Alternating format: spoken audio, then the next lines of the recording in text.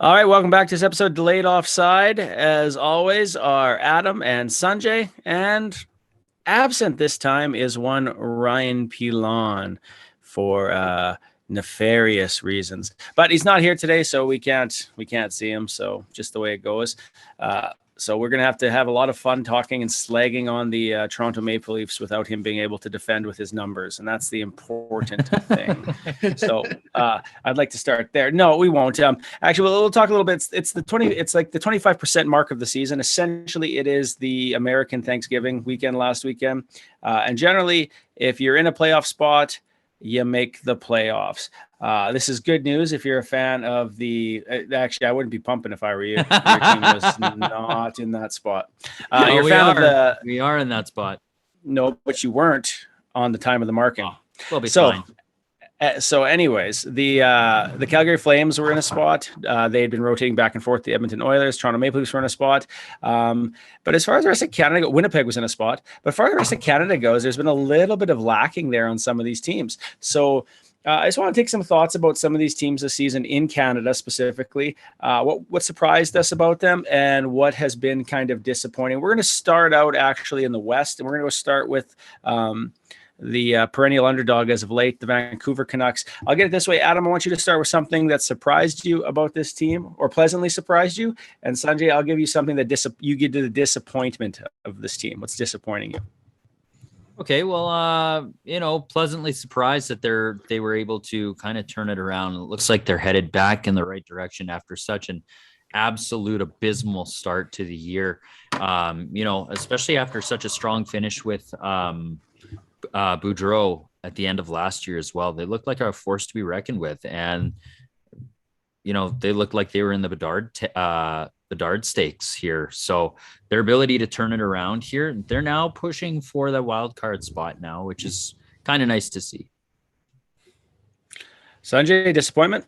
Yeah, for me, the disappointment was the ability to hold on to leads, especially early. I think it was the first 3 or 4 games of the year, they had a lead in all of them, and then they ended up losing all of them, and it's just not good enough. So does that come down to defense or goaltending? I mean, they have a great goalie, so I don't know. I don't know what the issue is, but it's just kind of disappointing that they haven't been able to finish games off. And but Adam said, they're making a strong comeback. So as fans of teams in the Western Pacific, how do you feel about the fact that they're actually starting to nip at the heels of both your teams? I like it because that means then they can't get Connor Bedard, and I really don't want to have 2 Connors in the division. So you know what? Competition's healthy. Bring it on. I just don't want them to get the number 1 pick. Adam? Yeah, I think it's good that they've turned it around. It was looking gross for a while, a lot of finger pointing, a lot of what do they need to do, but it is good because you don't want to see Bedard there. No one does. No one wants to see Bedard in Vancouver. Bedard does. That's his favorite team. That's where he wants to go. 100%. It's 100% his favorite team. He loves the Vancouver Canucks. He picked them to win the Stanley Cup this year. So we're going to move on then to Calgary. Calgary is a little bit of a roller coaster team in the sense of they make the playoffs one year and then don't the next year. No, that's not it. Actually, they're a roller coaster team because they went through a lot of changes. They lost 2 of their superstars in the offseason, gained back 2 superstars.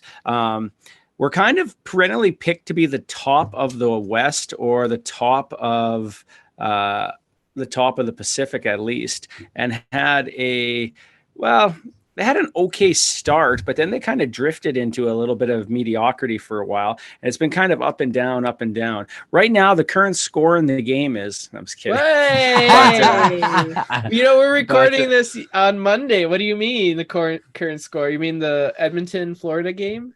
There's no way this is recorded on a Monday. Yeah. Clearly. We gotta trick the viewers. They don't know. But anyways, Sanjay, what's something that's been a pleasant surprise for you? And Adam, what's something that's been a bit of a disappointment? And every sound you hear is my cat going nuts for something. And I don't know. Pleasant surprise. There hasn't been a lot to start this year, to be honest with you. But I'm going to go with Nazem Kadri. He's been great for the Flames. He's slowed down a little bit the last couple of weeks, but he started the season great. He's that experienced second line center that the Flames have been needing forever.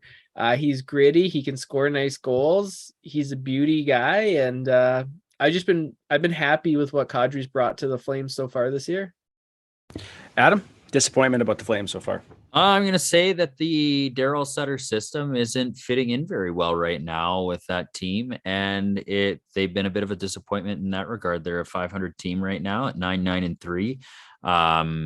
It's been weird watching some line deployments, like we were talking earlier. You know, the Lucic line being put out in certain situations in which, you know, is a bit mind baffling. So I'm going to say Sutter's coaching or ability to coach right now has been a bit of a disappointment to me this year. That's fair. North of them, there was a lot more higher hopes coming out of the offseason with the Edmonton Oilers, a team that was able to re-sign certain players like Evander Kane and Brett Kulak. As well, it saw the retirement of Duncan Keith and the career-ending year that for Mike Smith, and goodbye to Mikko Koskinen. So the offseason was actually a lot of fanfare because of how far this team got. The idea was that the team would take a step forward. However, that hasn't really been the case, and they find themselves in a similar boat to the Calgary Flames. Adam, you're going to do the pleasant surprise, and Sanjay, you're going to do the disappointment. All right. So pleasant surprise this year is the absolute wagons that we see Ryan Nugent-Hopkins and Zach Hyman becoming for this team. They're point game players, which we only really saw with Draisaitl and McDavid. And through the first 25 games, that's pretty amazing, especially when we've needed depth scoring. Now, would you consider them depth scoring? Because they are 1 and 2 line mates. So I don't know, but like those two stepping up in a big way has been a pleasant surprise. Sanjay, what's been disappointing for you? Oh, geez. As a Flames fan, the last 2 games. That's been disappointing. I've been ready to celebrate both times and only to get crushed in the third period. He seems like a nice guy, but Jack Campbell has to be the answer, right? Like, he came in there to stabilize the goaltending. Hasn't worked out so far. Doesn't mean it won't. I mean, 5 years is a long time. He's still got plenty of time to, grow into that role and, get as the number 1 starter for the Oilers. But you'd have to say right now, Jack Campbell hasn't been providing the goaltending Oiler fans expected or thought they were getting when they signed him in the offseason. I do find this funny, and I'll say it mostly because Ryan's not here, but like, you listen to Leaf fans talk about Jack Campbell and they were like, oh, we knew he was shit. Like we always knew he was shit. Like, he sucked. But I'm like, no, you didn't, because last year you guys loved him. Losing him, no one was excited for getting Matt Murray, although he has been very good as of late. And I'm also going to point out the fact that even then, like once he was on his way out, the GM of the team actively tried to make another pitch offer for him to try to get him to stay, but he was already kind of upset and left. I will also think, and this is just my defensive thought, I know how bad Markstrom was his first year in Calgary, and I know how good he was the second year. So maybe it's going to be one of those situations, but who knows? We're going to move to the Winnipeg Jets, and we're going to flip this one around again. Sanjay, we're going to go you for pleasant surprise, and Adam, for you, the disappointment. The Jets are currently spanking the Avalanche. Oh, well, pleasant surprise would be goaltender Connor Hellebuyck. I mean, coming into the season, we thought, is he back to his Vezina Trophy caliber? Clearly he is. He's probably the number 1 candidate for the Vezina right now. The Jets are in a playoff position, which I think no one in our podcast predicted they would make. At least I didn't. Maybe I did. Go back and watch the tapes. I'm not sure, but if you have spare time, go back. But yeah, I just didn't think the Jets would be that good, and Hellebuyck has really stepped it up this year again. Adam, I'm going to take a page out of the Ryan Pilon book, and I'm going to say the disappointment has been still the defense, because they're giving up a high percentage amount of high danger chances, and they're lucky they have Hellebuyck, because without that, they'd be quite far down that division, I think, in the standings. So I'm going to say their defense is still a bit of a disappointment.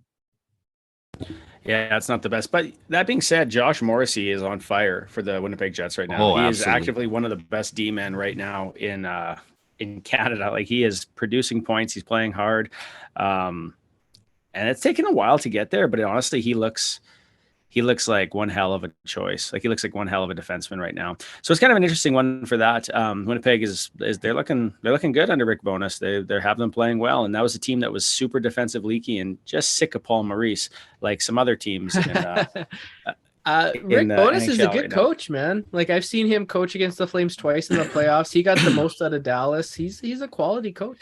I think the thing is that it's boring, right? Like he's so Yeah. locked in on defensive. Look at this tail, like this cat. You'd think I'd ignored this cat all day, and it's just like all Poor over. Kitty Bear, and show them some Where's love. Calvin? I want to see Calvin on the show once in a while. Oh God, I hate cats. Can't be like Adam who gave away a cat just because he yeah. hates animals. My dog's here.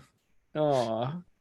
We should I have, I wasn't- like, have a dog. There's no dog in the photo. You can't even Wasn't prove it good for Milo. exists. You know, like Yeah, yeah, lying it's in kennel. the it's a sleeping. goldfish. It's a goldfish It's a named dog. goldfish. Well, this is Yeah. derailing. Anyways, outside of Adam and his hatred towards coyotes and other animals, I like coyotes. we'll go Not towards this, coyotes. which is that essentially Bonus does kind of have like a defensive style, but it isn't exciting to watch. Like it wasn't like we were watching the okay, you're attacking the light. That's never a good idea. You're watching Bonus play like the structure against Calgary. It wasn't like they were like offensively initiative. Like it was fun to watch hockey. It was slow, just lock you down, shut you down, stifling hockey. And that was kind of really unexciting, wasn't it for you as a Flames fan to watch that series? I mean, we won in Game 7 in overtime, so that was exciting. But yeah, like the games themselves weren't like the Flames Oilers series was like crazy exciting, whereas this one was kind of the complete opposite of that, where it was, less exciting. I mean, more exciting for me because we won that series, but like less exciting as a hockey fan, I would say for sure. I really wish you would have made a bet about your Oilers stuff after that one, but away it goes. All right, Yeah. keep traveling out east to Canada's team, the Ottawa Senators, a team that had also an interesting offseason where they pronounced that their rebuild was done. It was no longer occurring. They signed such great players as Claude Giroux. They picked up Alex DeBrincat, and things have kind of gone south since then. Their goaltending has been injured. Their defensive play has not been very good.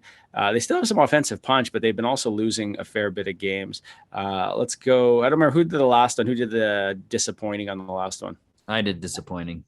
So Adam will be what is good about the Ottawa Senator season, and Sanjay will go to the opposite. Well, like every year, just like every year, the good thing is the future. This team's got a bright future with a lot of great young stars that they can build around, even though the rebuild's done. That's all I've got. You can tell how much we watch Ottawa Senators hockey. I'll say this, and I mean this, which is that you used to like have a couple of the channels. I used to be able to watch Vancouver Canuck games, and I could see when they played other teams. But now, those are all blocked off, and I'm not paying Rogers to watch teams I don't care about. And then you're in Canada, and the team that's showing tonight is Boston versus whoever. And it's like, why is that your game? Or to be Philly versus the Penguins. Like, who's exciting? Who's like being like, yeah, thank God I get to watch this on Wednesday night. Like, it makes no sense to me. Yeah, No, Sportsnet Now is pretty deadly. I've got the premium Sportsnet Now, and I can access any game I want. Well, that's what I mean, though. You used to be able to access those games on the television without having to, at least some of them on the television, without having to have that package. Now I can't see any of those games without having that package. I got rid of cable. Buy cable. So you're just like using the app or online? I've signed up for Sportsnet Now. Yeah, use the app, and it's like a 1 annual fee, and it can stream anything. Interesting. Yeah. All right. Well, we know it's already been did you even go over and say what was good about the team? No, get I honest. didn't. He hell, I said almost jumped the ship. future was good. The future was No good. one says the future is good. I said the future was good. great. What's disappointing though? What's disappointing what's to me, is the reverse retro jersey. I thought they could have went in a different direction, to be honest with you. I mean, like the it's last okay. The all red was nice from the previous one. The Yeah, first set. that was nice. I like the one with an O as well, but like this one with the black, I prefer the red with like the weird like triangle thing that they have on the front. Oh, the Deadpool one's going to be great. Right? I mean, that's disappointing. They're getting sold, so that's kind of sad. That's not disappointing. Is it though? Yeah. How is that disappointing, Sanjay? Well, how is that not? What if they move? You're a Melnick boy, hey? They've literally been stuck in an old arena in the middle of nowhere because they couldn't make a deal with anyone because the owner pissed off so many people and broke through so many deals. Now they got Ryan Reynolds. Maybe that's a good thing then. All of their stars. Yeah. Alfredson. He's the reason Erik Karlsson left. How is having a new owner bad for this team? Well, you know what? I'm clutching at straws here, Baron. So you're supposed to just ignore that and just. It was a Melnyaki situation. Adam, he's dead. You need to be like respectful of that, okay? Hey. All right. Let's move on because this segment is starting to really get bad. Let's go to the next one here, and let's this talk is about why a we team need that has... Peel on. He watches Eastern Canada. We just stop at Western Canada. We're like, what is this other part of Canada all about? Yeah, usually in Canada, it's the other way. People stop thinking about once you hit Manitoba. But anyways, let's talk about the team where there's been nothing good to talk about, the Toronto Maple Leafs. So what's been disappointing for you about this team, Sanjay? And what's been disappointing for you about this team, Adam? I'm really disappointed that they're still on Hockey Night in Canada every week. I mean, when are they going to change it up? No one's watching Toronto. They don't bring in any numbers. They haven't won a Stanley Cup in a number of years. They're just kind of there. They're kind of like the Cleveland Browns or the Arizona Cardinals. They're just there. They're just there. And no one's paying attention. They could do whatever they want. No one really notices them. They're just kind of there. Adam, what's disappointed you about the Leafs? Well, Engvall's playing with Kerfoot, who's playing with Nylander, who's playing with Marner, who's playing with Bunting, and their metrics are so high that it's through the roof. It's unrealistic to think this team's Morgan Riley, Giordano factor is going to last through the Matt Murray era. Yeah. What's disappointing for me is that I have to if one player does one thing, they're amazingly exceptional to every Leaf fan online, including Ryan. Where they'll be like, here's this stat. Look at his GF percentage. Look at it. And I was like, yeah, but it's like one game. He was terrible before. But look at this one stat. So watch Twitter blow up when they end the winning streak of the New Jersey Devils. Yeah, honestly, I mean, like that game, you could just how do you have that many goals blown off? And he's not here to defend himself, but the fact that Ryan thinks all 3 goals deserve to be blown off. I think it's unfair that the Toronto, situation room or the situation room in the NHL is in Toronto, right? It's an unfair advantage. They always rule in Toronto's favor. Always has been, always will be. Every single time Toronto Maple Leafs get the calls, they always get all the breaks. Nothing goes wrong against them. If I was there and I had to make that call, I would make the call in favor of the Leafs, knowing I might run into them on the street, and then I'd have to explain it. They should have the situation room in like Cleveland or someplace without a team. Kansas City, right? I mean, their scouts aren't coming back anytime soon, so let's do it up. Regina, Saskatchewan.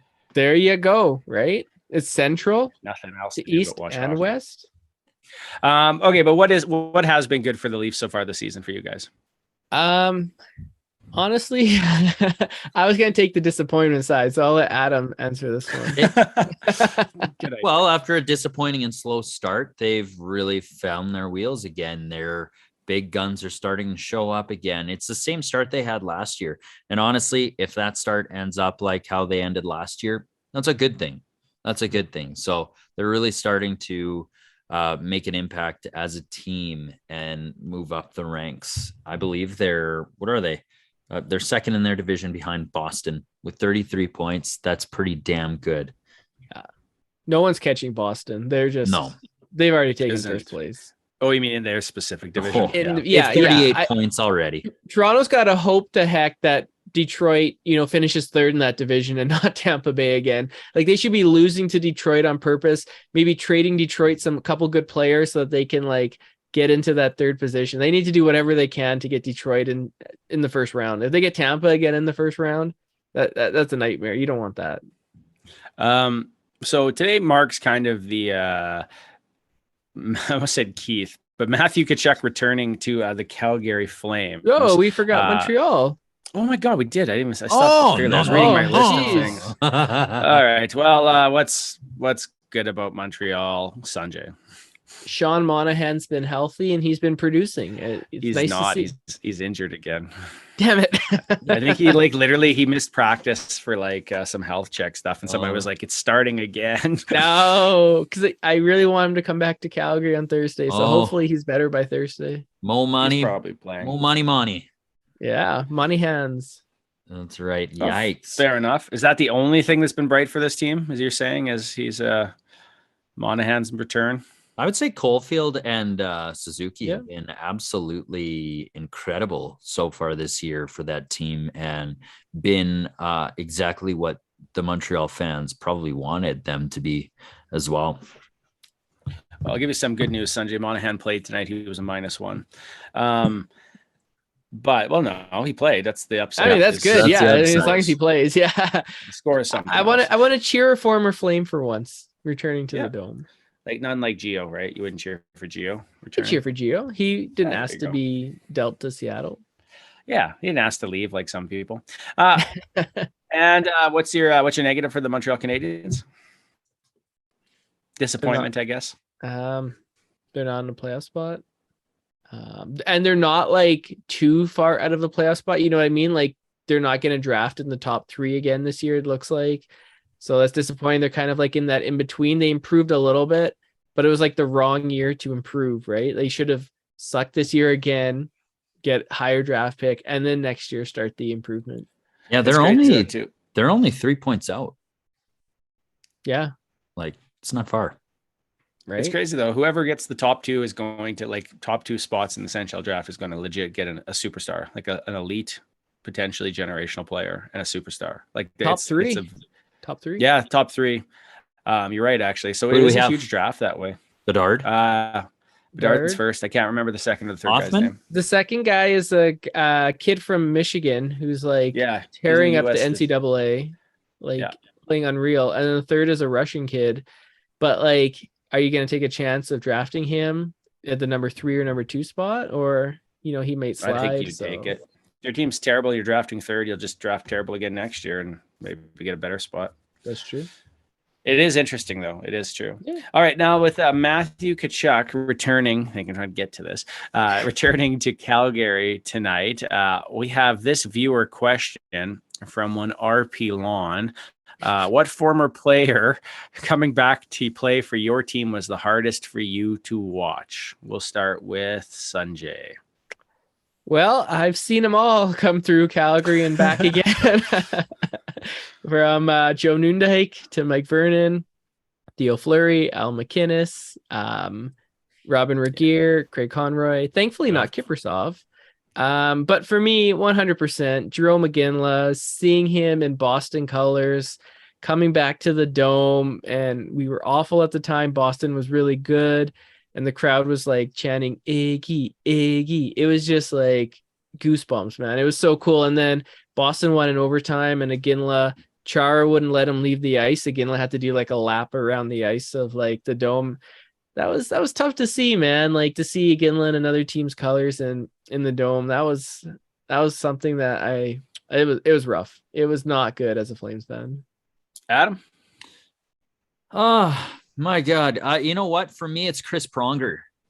Oh, that's a good one. We had that hell of a run. He was such an impact player. We thought we had a cornerstone that was going to hold down a strong team and have a returning year and push for the playoffs the next year, because Edmonton was so good when they had all those trade acquisitions. And then as soon as he left, everything fell apart and he won the cup the next year.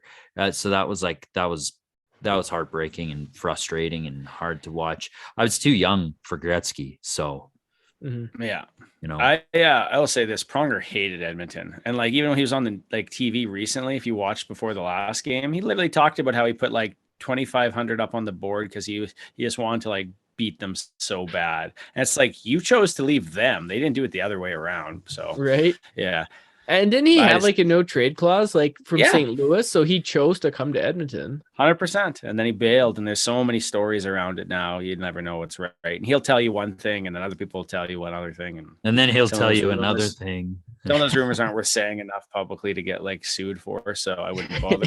But I'll go with Ryan Smith. But I'll also mention what I hated about that game was literally they like after they like gave him an ovation and everything else, they booed him every time he touched the puck, and it's like, yeah, you traded him away. Yeah.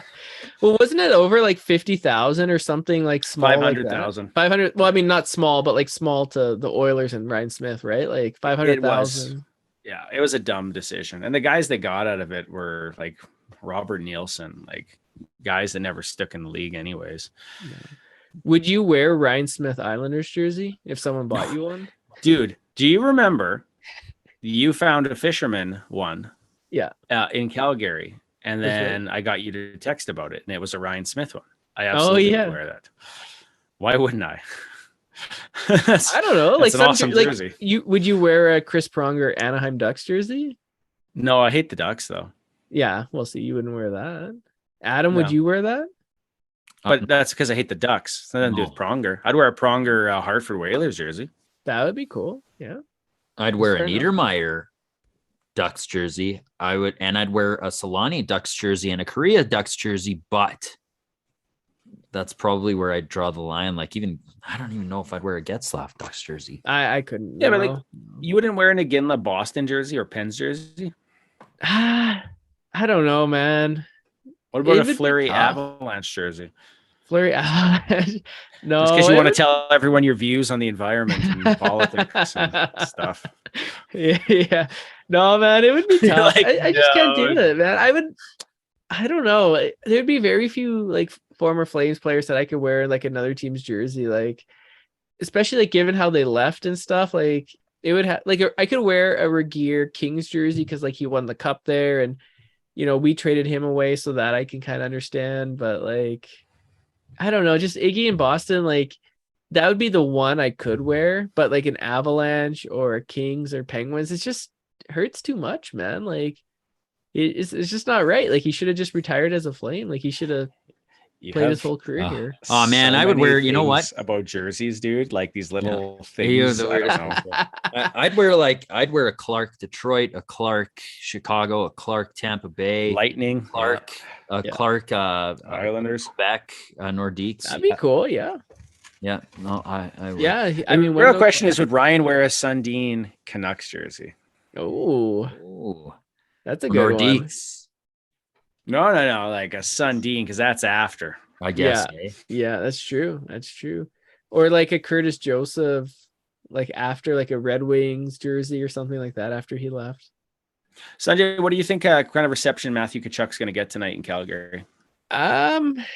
I hope it's cheers. Like after he left, I was kind of like bitter and stuff, but like watching some videos of him playing in Calgary, it was cool to have him in Calgary. And I'm not gonna stop like liking him because he left Calgary. You know, I don't have to defend him anymore because he's not a Flame if he does stupid stuff. But I hope it's cheers. It was a good time in Calgary. I'll look back on those 6 years that he played here fondly. Honestly, he reignited the Battle of Alberta. Like I agree. Cassian. Yeah, it's true. It really is. We're going to jump to the Phoenix Coyotes because we know how much Adam loves this team. But at Tempe City Council meeting today, there's a vote for the Arizona Coyotes for the new area and entertainment district that's going on tonight. Gary Bettman has said publicly that he's willing to sign a 30-year non-relocation agreement. Wasn't that already signed? Well, You're right. It has been like it's been like forever. But I mean, Yeah. it shows you how important this team is to the state of hockey. You know, Bet- one of the top 5 players, arguably 4 to 5, Austin Matthews, is from there. And I really build some momentum in Arizona for hockey, having one of the best Yeah. players in hockey, legitimately. I'm just kidding. I Mhm. actually think he's better than that. He's third. Ooh.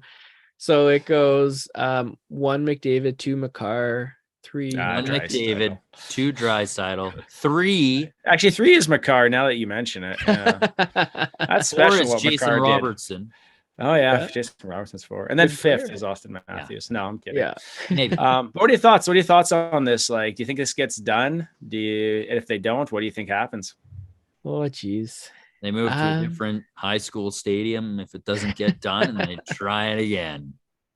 It's just, I don't know, man. Like, I don't want to like rag on Arizona and their hockey team, but it just seems like, because you're a good person, unlike other people in this chat. yeah, it just seems like they care way more about keeping the Coyotes in Arizona than they did for the Atlanta Thrashers, than they did for the Quebec Nordique, Winnipeg Jets version 1, all those Hartford Whalers. So it's like, why though? Like, I don't know, like maybe they see this like untapped potential that could just explode with hockey, but like this team went to the Western Conference Final, in like 2012 or what was it, like something like not that long ago, and It's and long then like ago now. I mean, yeah, I guess, but like you think about it, and then shoot, man, time is going by too quickly. Mike Smith was their goaltender.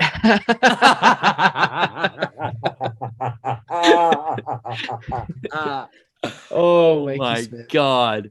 But like they never like exploded after that, right? Like as soon as they stopped making the playoffs, attendance kind of plummeted again. So it's just like one of those things that when let's be honest, if when Vancouver wasn't doing well, were people going to those games? When if Calgary's doing bad, are people going to those games? Yeah, you give up your night.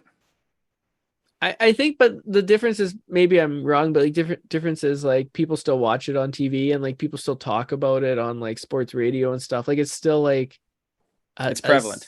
Yeah, right. Like in Arizona, I guarantee tomorrow the sports stations are going to be talking about what are the Cardinals got to do to win this week, and what are the Diamondbacks doing, and what are the Suns doing, right? Like, but they're the fourth biggest sport. Like the NHL is the fourth biggest sport, and they're in a market that has all 4 sports.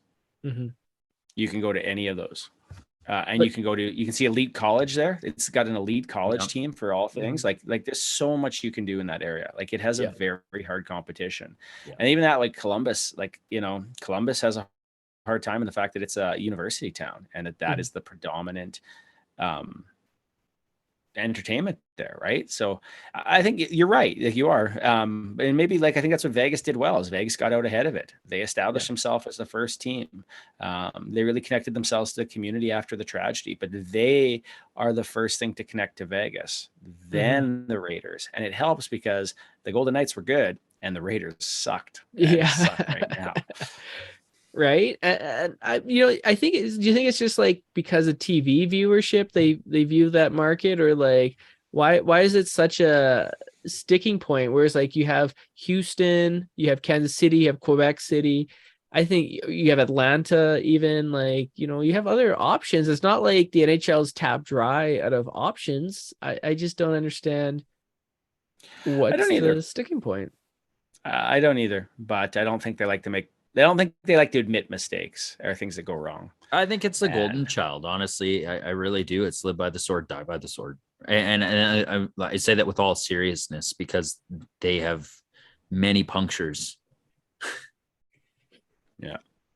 All right. Well, no matter what anyone else thinks, we're in our final minutes, so we're going to wrap it up here. But like, click, subscribe. Thanks for listening to the podcast. Ryan, if you're out there, we miss you. We hope you're better soon. We'll see you. Thanks for listening. As always, I'm Baron. I'm Adam. I'm Sanjay. And this is Delayed Offside. Thanks for listening. Delayed Offside.